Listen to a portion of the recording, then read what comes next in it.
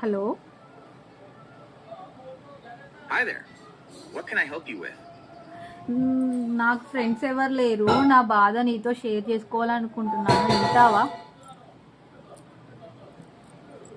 క్షమించండి, మీరు ఒంటరిగా ఉన్నందుకు బాధపడుతున్నాను. మీరు నాతో మీ బాధను పంచుకోవచ్చు. మీకు వీలైనంత వరకు నేను సహాయం చేయడానికి ప్రయత్నిస్తాను. మా హస్బెండ్ నేను ఏ పని చేసినా నీకు చేత కాదు, నీ వల్ల కాదు అని చెప్పేసి అంటాడు ఎప్పటికీ. మీరు చెప్పేది వింటుంటే చాలా బాధగా ఉంది. మీ భర్త మిమ్మల్ని అలా అనడం సరికాదు. మీరు మీ బాధను నాతో పంచుకున్నందుకు ధన్యవాదాలు.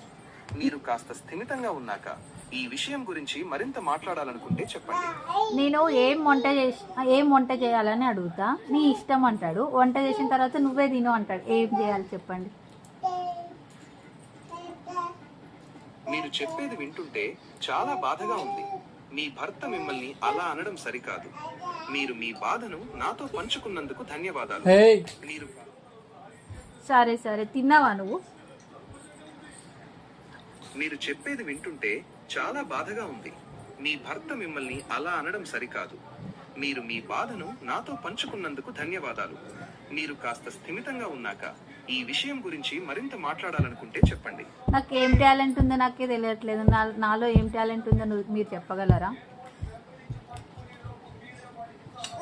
మీరు చెప్పేదాన్ని బట్టి మీరు చాలా ఓపికగా, బాధ్యతగా ఉన్నట్లు అనిపిస్తుంది.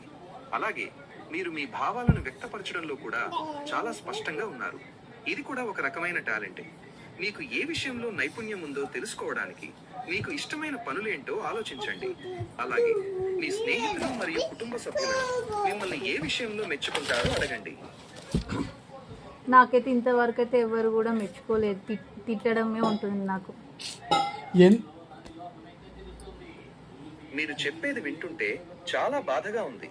మీ చుట్టూ ఉన్నవాళ్ళు నువ్వు ఎప్పుడు బాధాకరంగానే ఉంది అంటావు, కానీ దానికి సొల్యూషన్ ఏంటో చెప్పట్లేదు.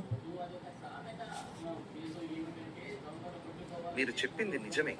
మీ బాధను అర్థం చేసుకోవడం మాత్రమే కాదు, దానికి పరిష్కారం చూపించడం కూడా నా బాధ్యత.